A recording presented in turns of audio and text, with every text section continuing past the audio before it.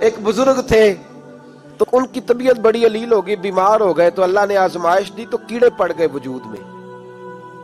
ایک کیڑا یہاں سے کھا رہا تھا، اللہ والے بڑے راضی رہتے ہیں اس کی رضا پہ، تو کیڑا یہاں کھا رہا تھا تو نیچے گر گیا، تو بابا جی نے اٹھا کے پھر وہاں رکھ لیا، کہنے لگے جب اس نے تیری ڈیوٹی مجھے کھانے کی لگائی ہے تو میں اس بات پہ راضی ہوں، تو نیچے کیوں گرتا ہے؟ بس ٹھیک ہے کھا، جب اس نے تجھے ڈیوٹی جو تیری لگائی ہے۔ امام شافعی فرماتے ہیں جن گھروں میں لوگ فجر کی نماز کے وقت سوئے ہوتے ہیں ان گھروں میں رزق نہیں آتا۔ آپ فرماتے ہیں فجر کا وقت اللہ کے دینے کا وقت ہے، اس وقت اللہ بانٹتا ہے۔ حضور صلی اللہ علیہ وسلم کا فرمان ہے نا حدیث میں کہ تہجد کے وقت اللہ پہلے آسمان پہ نزول جلال فرماتا ہے جو اس کی شان کے لائق ہے تہجد کے وقت، اور وہ کہتا ہے مانگو میں تمہیں عطا کروں گا۔ لینے کی باری آئے تو بندہ سمیٹ سماٹ کے اندر گھس جائے۔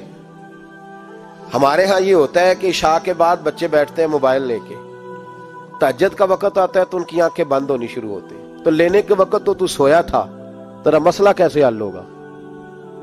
بھائی جب کوئی آدمی خیرات بانٹ رہا ہو تو جو پیالہ پیچھے کر لے اسے ملے گا؟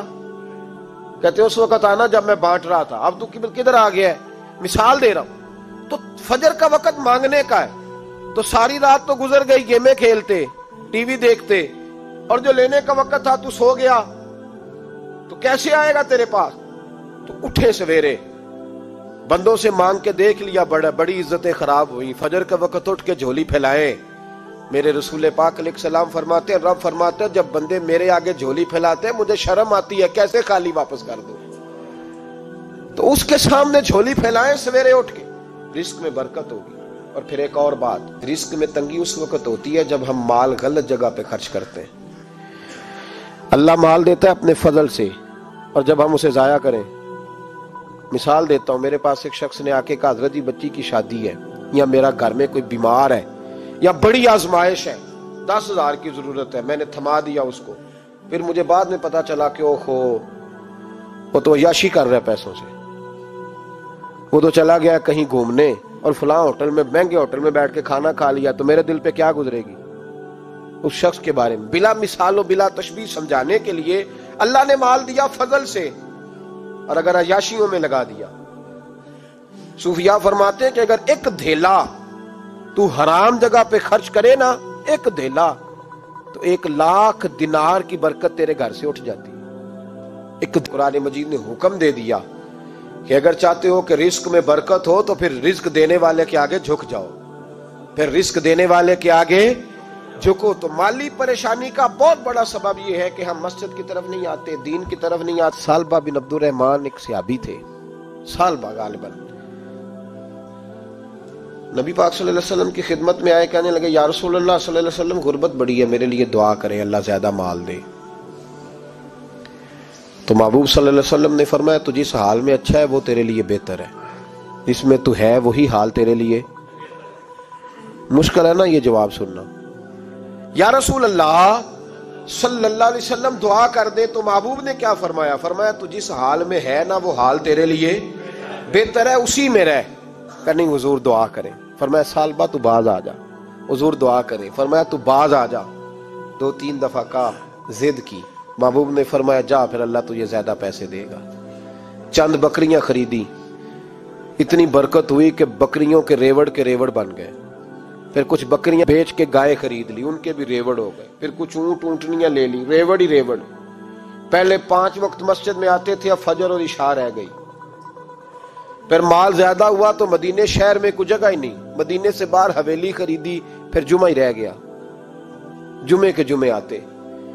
زکوٰۃ کا حکم آیا، میرے نبی کریم علیہ السلام نے حضرت ابو ہریرہ کو بھیجا، فرمایا جا اسے کہہ تیری زکوٰۃ بنتی ہے 2.5%۔ تو سالبہ کے پاس حضور نے پیغام بھیجا، پہلے تو کہا تیرے لیے بہتر نہیں مال، جب اصرار کیا تو اب بڑی برکت ہو گئی، بڑا آیا تو فرمایا زکوٰۃ دے، 2.5% زکوٰۃ ہے۔ اب جب سوچا کہ 5 اونٹوں پہ ایک بکری جائے گی اور بڑا سارا مجھے دینا پڑے گا، اب جب غور کیا تو یہ تو نہ کہا کہ میں نہیں دیتا۔ حضرت ابو ہریرہ سے کہنے لگے نبی کریم علیہ السلام کی خدمت میں عرض کرنا کہ میں خود آؤں گا۔ حضرت ابو ہریرہ نے آ کے عرض کی یا رسول اللہ صلی اللہ تعالی علیہ وسلم، حضور وہ کہتے تھے میں خود آؤں گا۔ तो कहते हैं महबूब ने ठंडी सांस ली, फरमाया उसे कहा था कि तेरे लिए माल बेहतर नहीं, अब हलाक हो गया, हाय अफसोस हलाक हो गया। उनको भी थोड़ी देर के बाद एहसास हुआ कि ये मैंने क्या किया, नबी पाक को कह दिया नहीं है, हुजूर को कह दिया बाद में आऊंगा। अब दौड़े आए, अर्ज की हुजूर मैं सारा कुछ लेके आया हूं, कबूल कर ले। महबूब ने फरमाया गोया बिलाल हबशी की खुश्क खजूर भी कबूल है, और सुहैब रूमी एक अट्टी बान की लाए तो वो भी कबूल है, और अम्मार बिन यासर और मुसअब बिन उमैर अगर 2 दिनार दे जाएं और कोई पुराना जोड़ा किसी सिपाही के लिए छोड़ जाए तो वो भी कबूल है, लेकिन तू अपना लाखों लेके चला जा, तेरा कोई नहीं कबूल, माफ कर दे। फरमाया जा माफ किया, पर पैसे लेके ना आना। अगले साल फिर आए, बंधे हुए हाथ है, महबूबा मैं दौलत का क्या करूंगा, आग लगानी है, कबूल कर ले। फरमाया तू ले जा, तेरा नहीं कबूल, गिरा जो उनकी निगाह से वो संभल नहीं सकता। हुजूर ने विसाले जाहिरी किया तो जनाब सिद्दीक अकबर के पास आए, लाखों का माल, अबू बकर कबूल कर लो। तो जनाब सिद्दीक अकबर कहने लगे उसका कर लूं जिसका नबी ने नहीं किया, चल जा, कोई नहीं चाहिए। हजरत उमर के जमाने में कहत पड़ गया, बारिशें नहीं होती, गल्ला नहीं मिलता, हालात खराब है, माली तौर पे बहरान आ गया, गुर्बतें, मजबूरियां, तकलीफें, आके रोए, उमर मेरा कबूल कर लो, मुझे माफी तो मिल गई थी ना। फरमाया माफी अपनी जगह पे, पर जिसका मुस्तफा ने कबूल नहीं किया। बहुत सारे लोगों को पता ही नहीं कि उनका कबूल ही नहीं हुआ, और वो उलझे हुए, उन्हें खबर ही नहीं कि असल बात क्या है। फरमाया जिसका मुस्तफा करीम ने कबूल नहीं किया, अब हीरे और जवाहरात भी लेके आए तो भूखे मरेंगे, पर उसका कबूल, उस बात पे राजी रहो जिस हाल में अल्लाह ने रखा हुआ है, उस हाल में राजी रहो। ये जो मुसीबत है ना देखनी के वो भी मेरे पास, तुम्हें क्या पता, कभी पूछ तो सही उससे वो किस मुसीबत का शिकार है, जो माली तौर पे बड़ा अमीर है, तो उसकी तरफ देख के अपना दिल बुरा करता है। बस जिस हाल में रब ने रखा है उस हाल। मेरे महबूब करीम अलैहिस्सलातु सलाम ने फरमाया अल्लाह पे भरोसा रख के सवेरे निकल जाना रिस्क की तलाश में। किस पे भरोसा रखना है? निकलना तुम्हारे जिम्मे है, ये ना कहना कि घर बैठूंगा तो यही आएगा, निकलना तुम्हारी जिम्मेदारी है, जितनी जिम्मेदारी है वो पूरी करना। अल्लाह पे भरोसा करके निकल जाना तुम्हारी जिम्मेदारी है, रब का जिम्मा है तुम्हें रिस्क देना, वो जरूर तुम्हें रिस्क पहुंचाएगा। तो या रसूल अल्लाह सल्लल्लाहु अलैहि वसल्लम किस तरह पहुंचेगा, तो जरा हुजूर के लफ्जों का हुस्न भी देखिए। नबी पाक सल्लल्लाहु अलैहि वसल्लम ने फरमाया जिस तरह मौत तुम्हें ढूंढ लेती है ना कि तुम कहां मौजूद हो, जब वक्त आता है तो इंसान पाकिस्तान में हो तब भी आ जाता है, जद्दा में हो तब भी आ जाता है, मक्का में हो या मदीना तैयबा में वक्त फिर भी आ जाता है। फरमाया जिस तरह मौत तुम जहां भी हो तुम तक पहुंच जाती है ना, इस तरह तुम्हारा रिस्क भी तुम जहां मौजूद होते हो अल्लाह वहां पहुंचा देता है, पहुंचा देता है। तो या रसूल अल्लाह सल्लल्लाहु अलैहि वसल्लम किस अंदाज में, तो फरमाया निकल जाना तुम्हारी जिम्मेदारी है।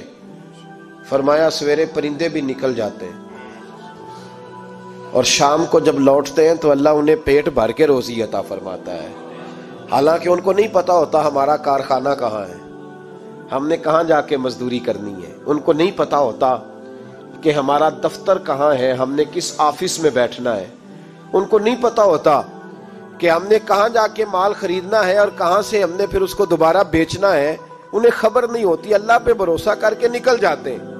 निकलना तो तेरे जिम्मे है कि नहीं? फरमाया वो तो ड्यूटी कर, शाम को अल्लाह जो रब परिंदों को रोजी देता है वो तुझे भी अता फरमाएगा।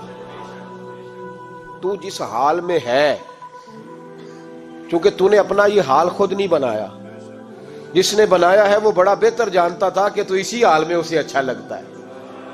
तू